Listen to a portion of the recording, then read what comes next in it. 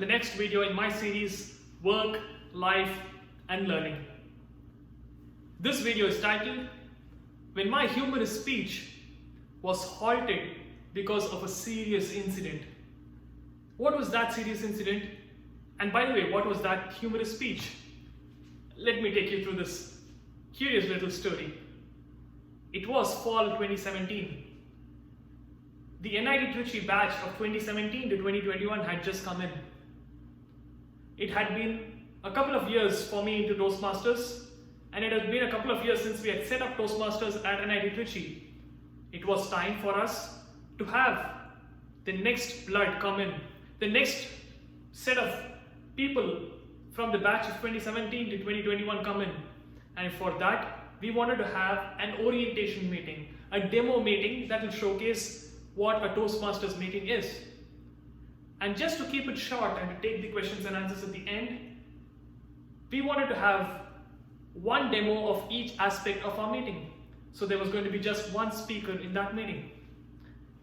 And guess what? That speaker was going to be me. It was August 2017 and I was in the series of my Advanced Communicator Bronze, where I was speaking on the manual Humorously Speaking. I was giving my humorous speeches. It was going to be the third speech in that manual. My first two humorous speeches had gone really well, and I was the chosen one to give a speech to all the freshmen that day who were supposed to come to the meeting, and it had to be a humorous one. And guess what? It was announced that it was going to be a humorous speech. The most difficult time to crack a joke is when you are expected to do so. And I was expected to give the humorous speech. So I had spent the previous few days seriously sitting in my room and seriously writing jokes. And then heartfully practicing them, rehearsing them alone and with friends. Some of the friends liked it. Some of the friends said, I like it, but I'm not sure of what the freshmen will like or not. But I was confident of my speech because I could associate with them. I spoke on the topic, I am single and I'm young. Come on, who cannot associate with this topic when they are freshmen? Some people cannot, but that's fine.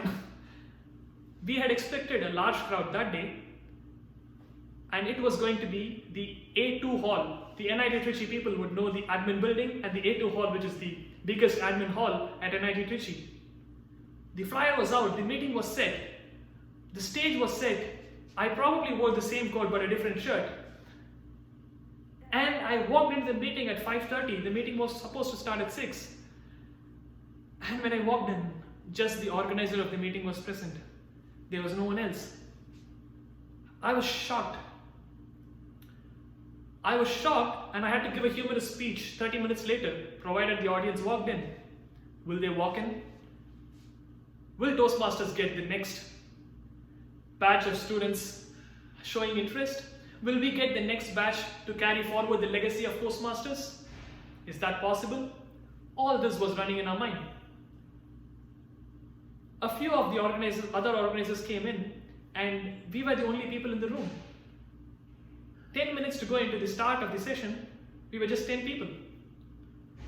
It was an empty hall, and I was looking around, and I glanced at Sir C.V. Raman's empty image, and I was thinking, we are speaking about being lonely with 10 people around. Imagine Sir C.V. Raman, he has been lonely all day and probably all year, unless people come here for meetings like this. But I was hoping that every single amount of effort that I put in towards preparing the jokes, towards rehearsing them, and towards making it into a flowing speech would come handy. I was hoping that I'd get some audience. And I told myself, it's going to be a 7-minute speech. Even if 10 people are there, I'm going to impact 70 human minutes. It was at that point, my dear friends, slowly people started walking in. The entire hall with a capacity of 150 people slowly started filling up. And my dear friends, 10 became 15. They called them, they WhatsApped them, 15 became 30, and slowly and steadily the hall started filling. It was a little past 6, and by the time we started the meeting, the hall was full and people were overflowing and sitting on the aisles. You have heard about dancing on the aisles. People are sitting there on the aisles, and it was at that point in time that the entire shock shifted into a surprise and awe. Now I was surprised. I thought I had no audience, so there was no pressure. Now there are people, and there's only one speaker, and I have to impress them, and they'll have to gauge Toastmasters and come up with their application towards joining us. It was going to be a difficult task, but I was up for it. The speeches before that had prepared me for this one, for this exact moment. And when I had to think about it, I realized that I was happy with 70 human minutes. But now I got 200 people, 7 minutes each. I got 1400 human minutes to impress people and to make an impact in their lives using my joke, which was, by the way, on the topic, I'm single and I'm young. I went out of the stage,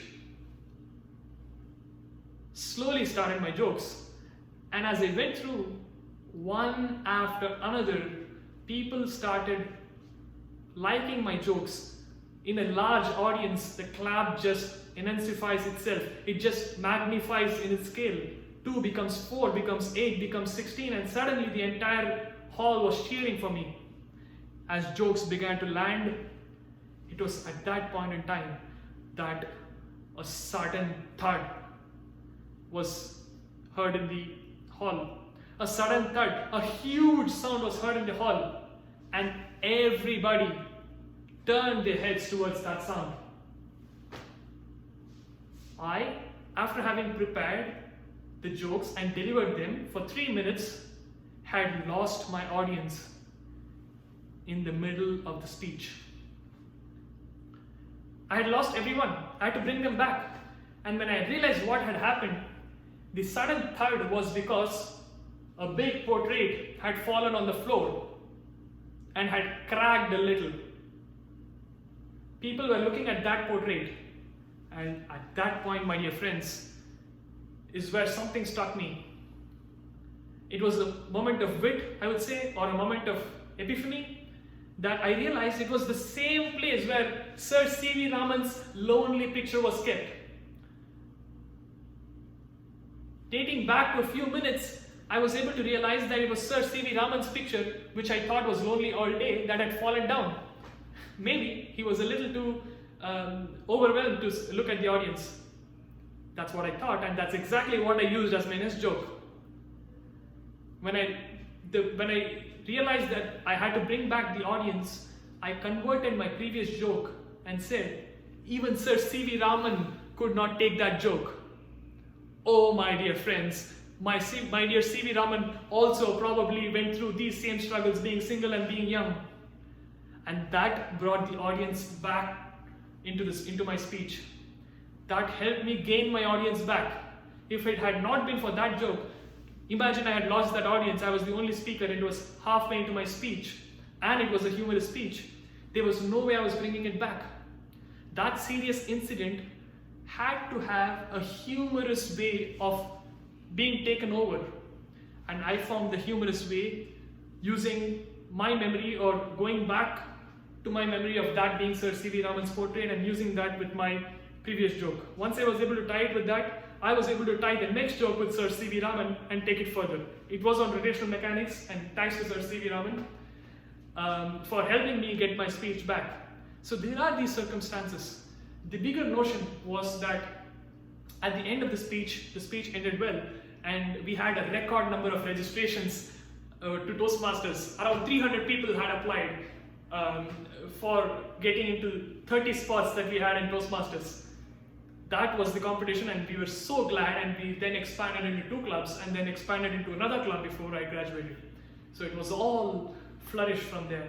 But I'm extremely glad that I was able to play a small part in that, and I was able to use my humor to overcome the seriousness inside my humorous speech, which was prepared seriously. So, my dear friends, there are times in our lives where we might be faced with these small serious incidences. these small incidences do not matter. The way we react to them matters most. The way we are able to bring it back to reality, we are able to bring the situation back into how we want it to be, is exactly what matters. Imagine if you're in an office situation and if you're having a sudden serious remark by someone. Do you react to that or pause and respond? You pause, you take a break and respond to it in a way that doesn't hurt anyone but brings the conversation back into the original agenda. The same thing holds with our friends, the same thing holds in our family lives, and the same thing holds in our societal lives. With my experiences, I realized that wit and humor are two aspects that bring things back into reality and back into a way where no one is hurt, but people are able to take the right action forward.